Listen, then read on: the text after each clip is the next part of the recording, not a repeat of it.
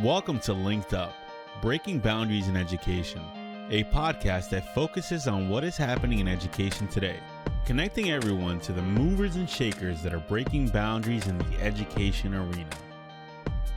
Hello, this is Jerri and Jamie from LinkedUp, Breaking Boundaries in Education, and we have a great guest who you're probably familiar with, but the topic could be many. We're really talking about those shifts that we talk about, but don't always happen. And we need to really dig into root cause and really look at what action steps need to be in place. It's not easy work, but it needs to be discussed, and then plans in place need to be made. Lots of work, Jerri. Oh, absolutely. Well, our guest, Kasey Bell, I have followed her for years. I actually feel like I'm in the presence of a rock star. She means the world to me because she gives and supports educators, and she supports the boots on the ground teachers by doing the research and making things simple for them so that they can implement. And I appreciate all the work that you're doing, Kasey. But I have to tell this story.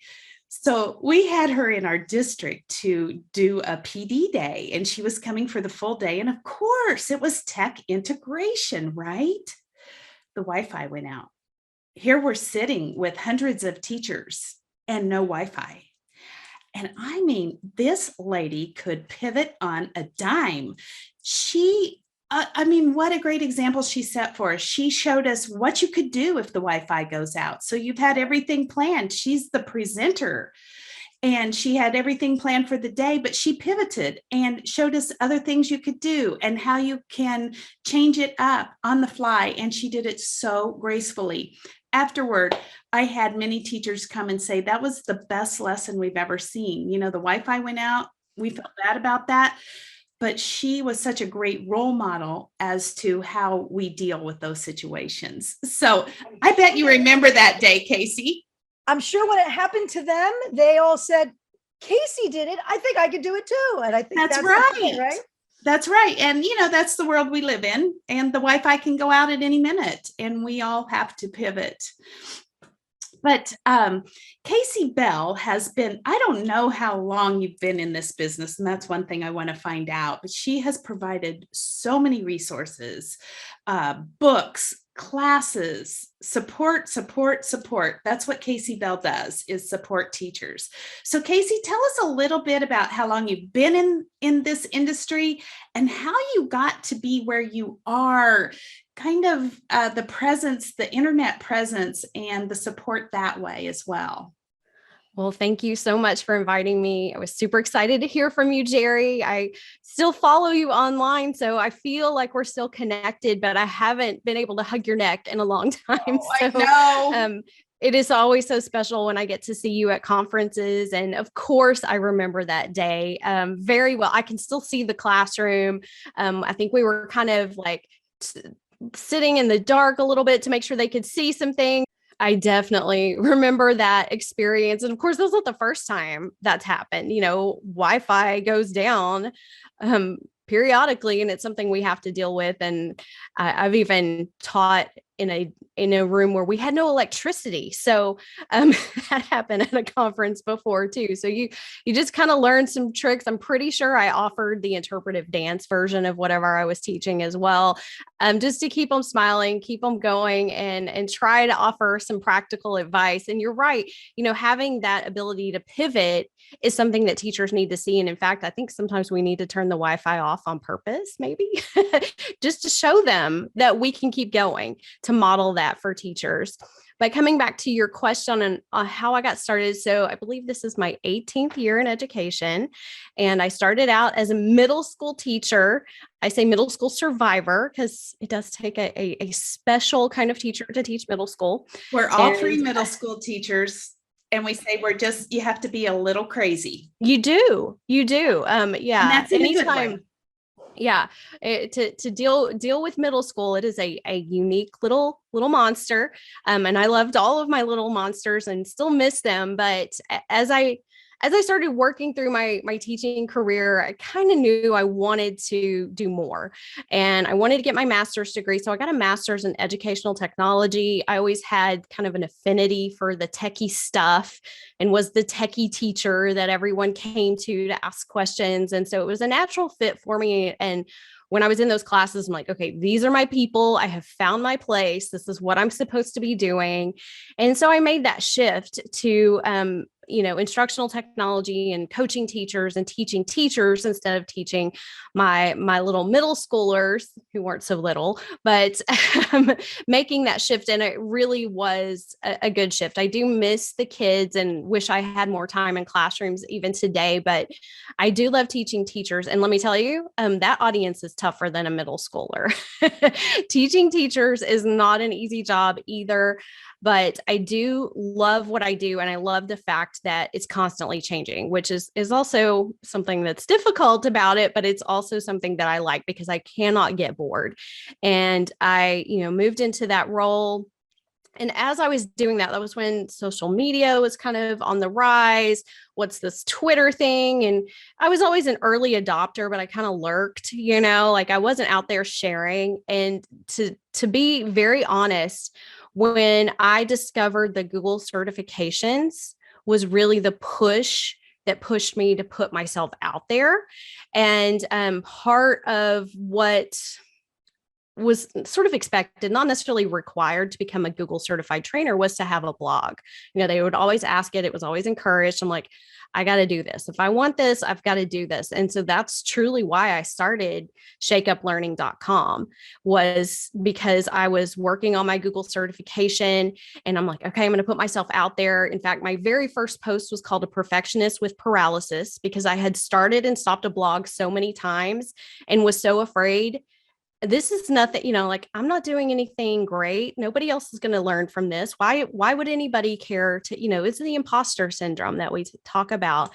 And it really just changed everything. I mean, it helped me connect with other educators and really just kind of pushed me out of my comfort zone.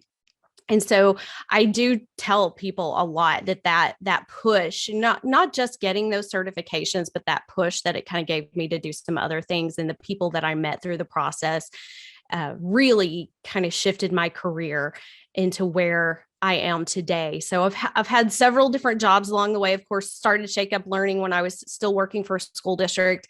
I moved to a regional position and, wrote some online courses for the state of Texas and did a few different things there. And then Shake Up Learning grew into this thing that I couldn't do on the side anymore. And so it is my full-time gig these days. And it has evolved from just a blog to, now I have podcasts and books and cheat sheets and resources. And we just did our first online conference, and sort of building a team now instead of it just being the Kasey show. and that's really where it came from. So, and I really didn't want to name it kaseybell.com. Like I didn't want it to be about me. I wanted it to be about my mission, which is about shaking up learning, not about the tech, even though I love the tech. It's not, so technology is not in the word that I really want to impact learning. I love that. And I want to put in a plug for your conference. I've been watching it in the evenings, and it is terrific. I saw some things last night that Jen Giffen did that really changed my life and made it so much easier. I can't wait to share. I think I did send Jamie a message. You got to see this. So I can't wait to share those with Jamie and a lot of other people as well. So appreciate that free PD that you're putting out there. That's great. Yeah. And Jen is phenomenal.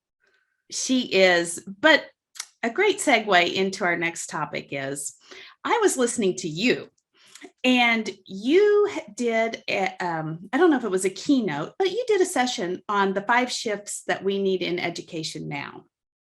And I think that these are so important for listeners to hear and to have discussions about. One of the things that I read that you said, I think in your blog, was that we are really just that this is a great opportunity right now. The pandemic has been an opportunity to change some things in teaching, but we're kind of putting Band-Aids over things instead of really changing things up.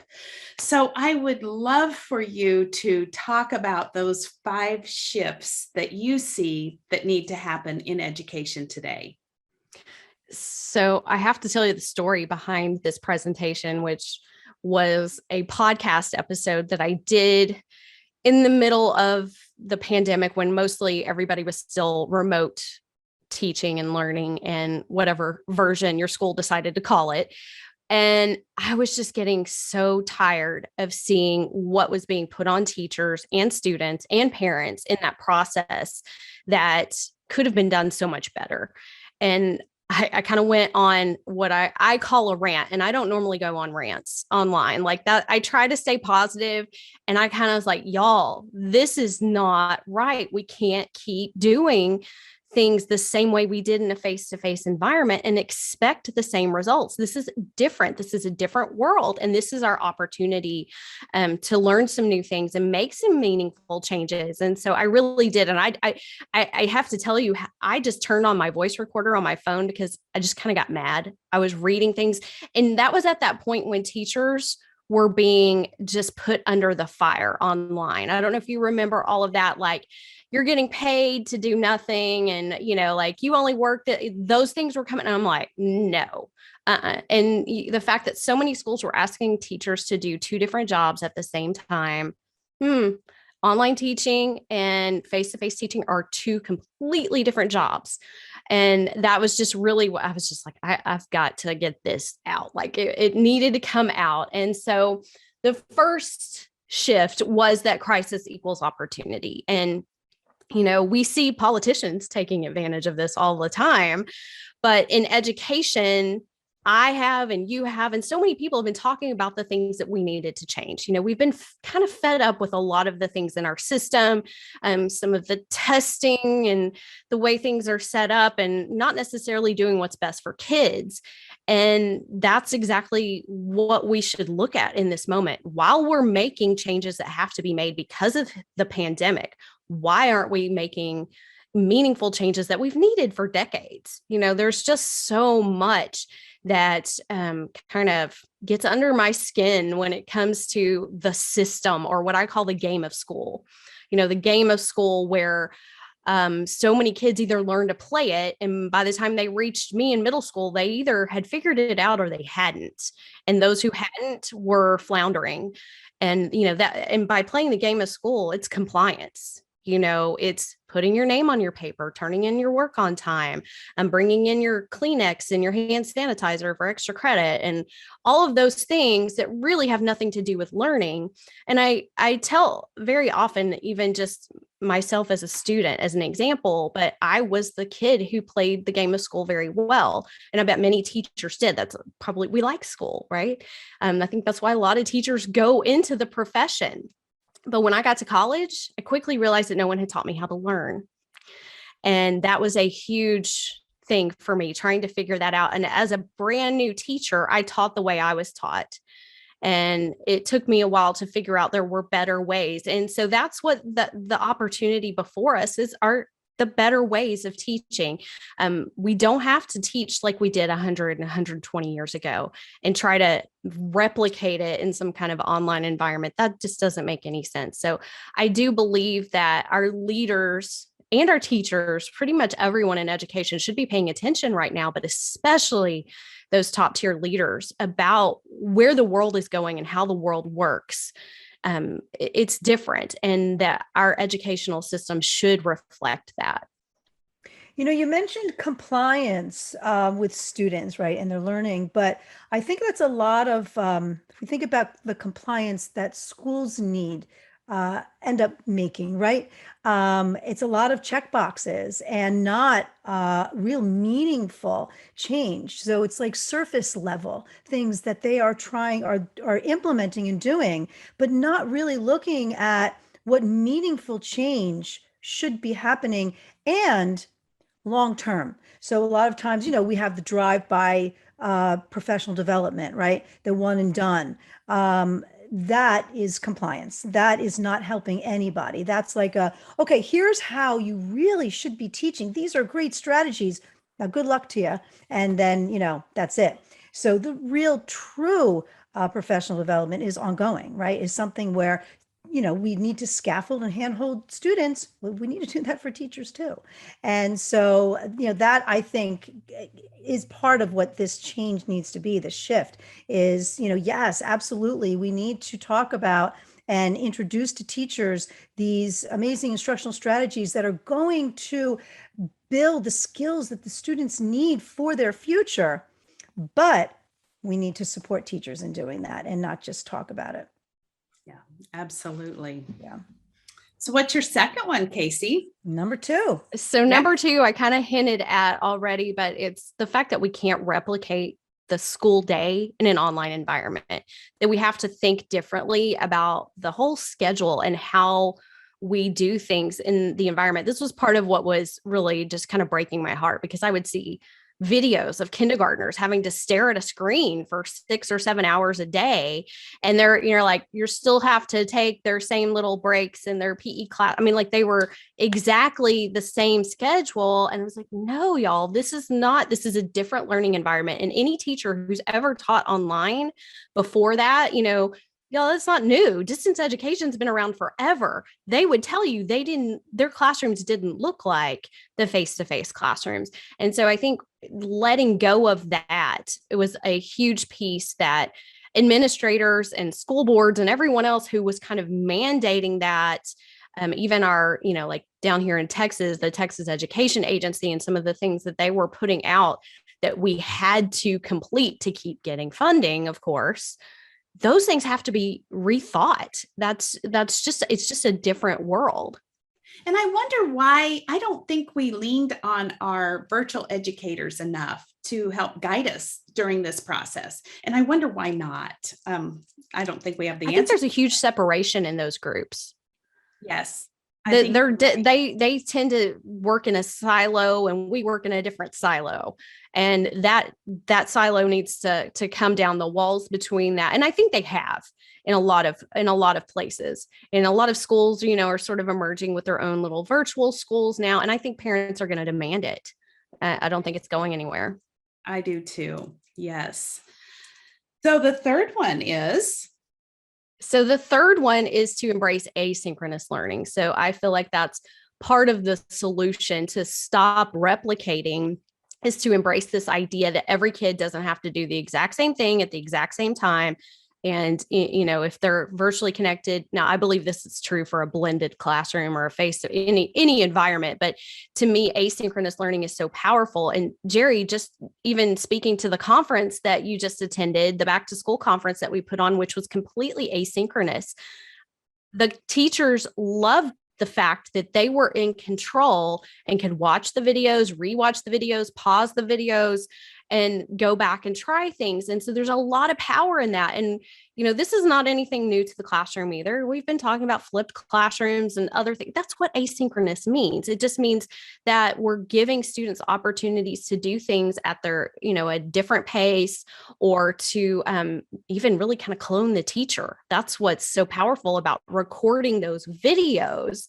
To me, which is the most powerful piece of asynchronous learning. But I think a lot of schools still have that old school static mindset that everything has to still be delivered in this live format, and that kids aren't going to learn if you don't do it that way. And I think a lot of teachers, I've had teachers tell me, well, I don't have enough time. If I don't do a lecture, they're not going to learn it all. Like there's this mindset that everything still has to be that way. But when you break it down and you plan it this way, you're actually spending less time in front of the room and more time working one-on-one with kids, which is what we want. Right. I've had blended teachers tell me that when they would record the lecture, it was like they duplicated themselves 20 times. And then they had time to work with students one-to-one, and that the blended environment actually helped build better relationships. Yeah. I mean, I think I know I've done a ton of flipped classroom and blended learning workshops for teachers. And, sometimes you're talking to people and working with them and, trying to have them do activities to really understand it. and you're preaching to the choir in some cases, and it was great. But others, it was just too much of a shift, and they really couldn't get past that. Well, now fast forward to COVID, and everyone has to be in it. And so what I have seen is some teachers, that silver lining, embrace it, really see, oh wow, okay, this does work. This is actually freeing up time for me to be, well, first of all, giving kids time to process information, to understand it at their own rate, stop, rewind. They don't feel comfortable doing that in a whole class setting, asking questions, asking the teacher to repeat something. Now they can do this, and they have it always. And then kids can actually be reflective at that point and be able to really see what they do and don't know. And now they get into the classroom, and the teacher has that opportunity to work one-on-one, to work in small groups, to have those strategy groups, have kids choose the way they want to engage with that content thereafter. And teachers were able to see the benefits of that during remote learning scenarios. And I have seen some, actually, those who kind of were standoffish with it, embrace it and actually use it in a face-to-face environment, either in stations or in a flipped model where they're doing it at home. And now they're pros. They're pros at using this technology. I think that was part of the hesitation, is the technology component. Everyone has a little bit of fear. So I am seeing some shifts, and again, that silver lining. I'm really hoping that more really start to embrace it a little bit more and realize, okay, this is actually going to help me and help my students, more importantly. Yeah. And I hope at the same time that administrators see that and support that, because a lot of times I feel like sometimes those walkthroughs, and they don't always understand, if they haven't embraced technology, the power that it has to do things like that. And that those kids aren't just on YouTube. Those kids are, watching a video that teacher curated or created. And for the teacher, in a lot of ways, those videos can probably be reused for several class periods and even years, possibly, that they're saving themselves work in the process too. And the other thing is, aren't we preparing kids for life and success in life? We live in a blended world. We don't live in, just a technology world or an analog world. Yeah, we're not a sit and get world any longer. No. This is how kids engage with content, through video. I mean, and adults too. So the more we embrace that, the more we leverage that in support of learning, the better off we'll all be, because you can't fight it. You just can't fight it. And we need to realize that it is a way that we all engage and how we learn. I mean, the pipe goes bad, we're going to Google and figure out how to fix it. And going on YouTube, it's what we all do. And we have to teach kids. It's not about the 2X, right? We need to teach them to use that pause, rewind. Just like we teach close reading strategies, we also need to teach close listening strategies. So the more we just, allow for it to be a benefit for us and not something that's a hindrance, the more that we realize that it's, if you can't beat them, join them, for those who are trying to fight it, right? It's our world. It's the bottom line. And the opportunity to offer multiple modes of media, not, along with that video, for the kids who have different types of, I will read faster than I can watch a video. And sometimes if I can read an article, I will choose that. But how great would it be that we're giving kids those opportunities, and we can, when we're using a blended or an online environment, so that, that becomes even more powerful. It's like a superpower that many teachers just haven't taken advantage of. Yep. You've got the video, you've got the text, you've got more importantly, freeing up the time for that one-on-one, having that teacher time, for sure. All right. Where are we?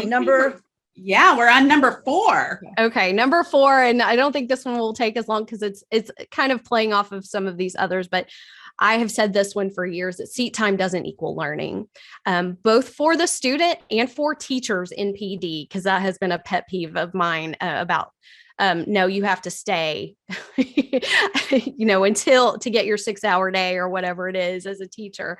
But the thing that I mentioned earlier about seeing even a kindergartner staring at a screen all day to get credit for being there was just wrong. Are we creating attendance levels, or are we trying to actually help kids learn? That it's not just about them being there. And I think the pressure of funding has created that little monster that we have. But the fact that just because they're sitting in front of you, even staring at a screen or staring at the teacher, does not mean they are learning anything, whether they are face to face or are online or where, it doesn't mean anything. And we have so much busy work that we see in classrooms that I think that is filling in that seat time. Okay, we don't have anything else that's important enough today that we're going to do. So I'm going to give you this busy work because you need to stay seated so you can get your seat time. And as a teacher in the professional learning environment, this really kind of hurt my feelings as a teacher, as a professional, as someone who cares so much that, I remember going to I've shared this story many times, but I remember going to a workshop on Microsoft Publisher. So here I'll date myself a little bit, but I was already like loving Publisher and I was like, oh, I'm going to go learn something new. Well, it was a self-paced kind of thing where you work through a packet to create something in Publisher. And I did it within the first hour. And the facilitator didn't believe that I actually did it. Like, questioned my abilities, which really hurt me. I'm like, no, I just kind of like this stuff. She said, okay, well, you can't leave. So you need to teach the class. So she made me teach the class and wouldn't let me leave. And I still look back because I would never do that to someone. And that was because of that seat time. She's like, you can't leave. And I know almost every teacher has had something where they finished early or they did, and they're like, no, you can't leave till 3:00. If you want to get credit for today. And, can we learn something powerful in 30 minutes? Yeah. Can we learn nothing in 6 hours? Yeah, yes. That is true. Kasey, I had a mentor one time that said this to me, and I say it slow because you have to really think about it for a minute. But he said, in schools, time is the constant and learning is the variable. And learning needs to be constant, and the time is really the variable. And I thought this pandemic might lead us to that, but I'm not seeing that happen. And it makes me sad. But your story illustrates that point so well, that you had it done in an hour where it might have taken me all 8 hours to go through that. It was brand new to me. I didn't know it. And so it's really the learning. And sometimes I think we're measuring the wrong end. Instead of the learning, we're measuring the seat. And that's not good. But the other point I want to make is, so Jamie and I both work for ClassLink, and we do lots of sessions with administrators. And one of the things they say to us all the time is, how do we know kids are engaged online? I get a perception that people feel like if they're online, they're not engaged.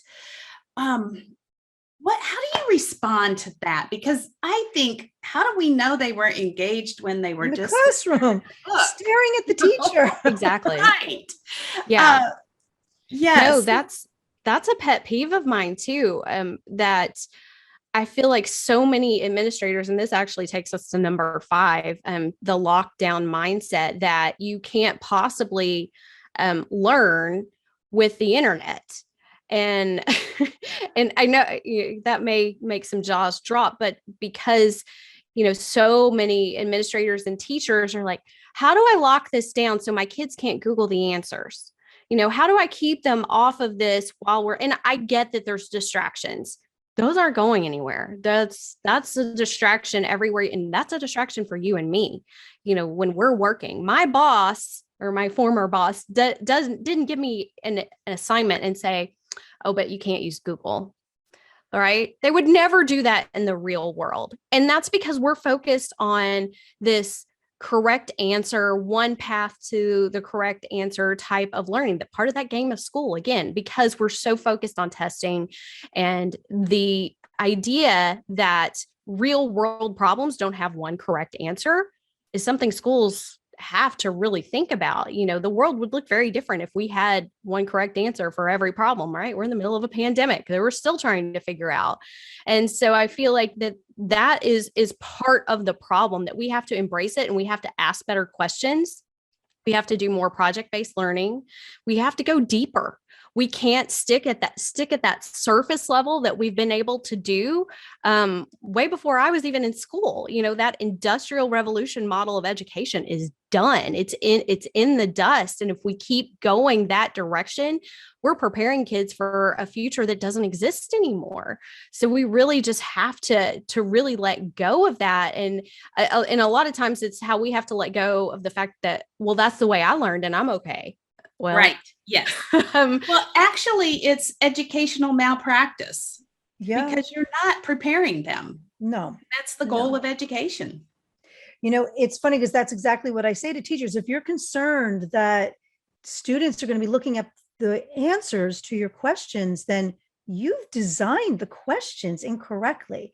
They should not be answering true, false, multiple choice, fill in the blank. That is not where we're headed. That is not how you want your students to learn. You want them to own that. And when they own that, they are taking content and they're being able to apply it in a variety of different ways. That's what you want to test. That's how you want kids to be able to answer verbally. You want kids to be able to perhaps draw pictures, draw diagrams, show relationships. There's so many other ways that kids can exemplify their understanding than spitting back memorized content, because it's not only, just like you said, it's not only that it's not helping students, it's actually harming them. And it's frustrating. It really is. And to your point that it's still happening in some cases. And actually, as you said, in some cases, being accepted by administration as okay, or the norm, or overlooked too, which is upsetting as well. It's frustrating. That is a huge pet peeve of mine. And I always say too, of course, our Google tools are amazing, but let's use them in the best way. So if we're using Google form to take a quiz, it's not about, all right, well, what are the extensions, or what can I use within Google Forms to actually have self-grading so I get the grade right away and I don't have to grade it. No, we're actually looking at that the wrong way. That's not how we need to approach it. Instead, we can use Google Forms to put pictures in there, have kids analyze it, or put a video in there and have kids to respond to something, instead of that multiple choice, true, false, easy to grade sort of thing. So, sure, we can do that for a quick formative check, maybe something that doesn't get plopped in a grade book, but it should not be something that you put in that grade book, memorialized, done. Oh, that stinks. You got a 60. All right, let's move on to the next unit. Oh, we're missing the point. There. Yeah. When I have like 12 different devices around me where if I could summon an answer at any point, that's the world that we live in. And to try to pretend that we can't do that anymore. These kids are using this stuff with or without us. I just want to teach them how to use it for good and not evil, right? That it's for learning. That when they're on the bus driving home, looking up a Minecraft trick on YouTube, that's learning. And I want them to make that connection so that they do have that growth mindset, that they understand what learning is. That is so much more important. I think the number one skill that we can give our students is to be able to find their own answers, solve their own problems, and teach themselves new skills, because the world changes too fast for us to keep feeding the right answers. They're done. They're over. Right. Absolutely. Kasey, these 5 shifts really do need to happen. And I always value you because I feel like you have an eye going forward. You're kind of looking to the future all the time and looking ahead down the highway of what's going to happen. And I know you just planned this conference. And so what are you seeing on the horizon? Or maybe what has come out of the conference, that some themes, or what are you seeing as we move forward? I think one of the biggest things is the future of teaching and learning is evolving. hopefully in the way that we want it to, and all the things that we've just talked about. But I do see pockets of greatness, of course, going on, but I see the divergence of teacher roles, that the traditional classroom teacher is going to be a different role, and that it should be, more of a blended learning teacher, and that we should be calling it that. And that those that are just teaching fully online should be separate jobs, that is not something we should have ever asked a teacher to do, to straddle the fence in this hybrid thing that they decided to call it, which was just a nightmare. And it's still going on, in a lot of places. Even if it wasn't mandated or kids were in quarantine, parents had the option to still stay online, and parents are going to demand that. There's some parents who really liked the online option, but I had the privilege of interviewing a teacher at a private school who last year started as a fully online teacher. She was making that shift from the classroom, and her school was looking ahead. They were seeing that this is going to be something that needs to be done. It needs to be done separately, and they invested in it. And that conversation that I had with her was so powerful, because we all know that everyone learns different. We all know that different learning environments are better for different types of learners. And she even, she said some students did not thrive in that environment, but many did. And it's a different type of student. And so we have to think of that in terms of the options we have before us, because like I said, this is all opportunity. Every single thing that we have mentioned is opportunity. It is, sometimes it feels a little negative, but it's not. It's something that we can turn into a positive. And we have the way to meet the needs of all of our learners if we just really look at all of the tools we have before us. One of the things that I share in my books is this opportunity for dynamic learning. And that to me is taking everything we have before us and using it to break down those barriers, to go beyond what was previously possible before technology. Doesn't mean we're focusing on the tech. It means that we're using the things at our disposal to reach kids in new ways, to engage them. That engagement thing that we were talking about earlier, that's so elusive, and everyone's trying to figure out how to measure it. But there are just so many different ways that we can do that. And we have to really build schools with that in mind. One of the things that I talked about in my first book was kind of coming back to something you said earlier, Jerri. Why do we build the schedule around us and not the learning? Why are we not putting learning first in everything that we do? That to me is my bottom line. If what I'm showing you does not increase learning, engagement, or have some kind of impact in doing what's best for kids, then I need to start over. I need to find another job. And so that to me is really what we need to do. We need to push those barriers. And a lot of those barriers are perceived because of the old school mindset. Those barriers were like plowed down by the pandemic. People who didn't know that we could learn, like you and I are talking right now, that are suddenly like, okay. And all the skills that teachers had to learn on the fly, we don't want to lose those, right? Keep them. That's something we can take with us into the future. Yeah, absolutely. I mean, that's the goal, right? They're teachers, they're called teachers, but really what their role is, they're learning facilitators. They are in charge of making sure that students are in charge of their own learning and facilitating experiences where students are engaged with ideas and collaborating and communicating with each other to create and produce and inform and make a difference. And that is what we need in our teachers, to be those learning facilitators and those instructional strategies that they've actually learned from the pandemic are tools, as you mentioned, to support that. And we need to continue to leverage those in ways that we're making sure that students have all of those learning opportunities for growth. Well, Kasey, it's been a pleasure to have you on today and to share the 5 shifts that you think need to happen in education. I hope our listeners listen to this and that it sparks some conversations about how those shifts can begin to happen. The last thing I would like for you to share with us is, where can people find Kasey Bell online, and maybe what's next for Kasey? So you can find me at shakeuplearning.com. That's where you'll find all of my podcasts, books, blog posts, cheat sheets, all of those things. If you're looking on social, I'm pretty much Shake Up Learning across the board. Although I do have a little one at home that is kind of made me pull back a little bit from my interactions online, but I do hope to connect with your listeners. And I'm so grateful that you gave me this opportunity to share my passions. It's just something that I feel like a lot of people haven't heard yet, that really haven't thought about the foundational ideas of what education should look like in today's world. And so I appreciate the opportunity. And if anyone wants to ask me questions or connect with me later on, I am still doing virtual presentations as well and teach some online courses.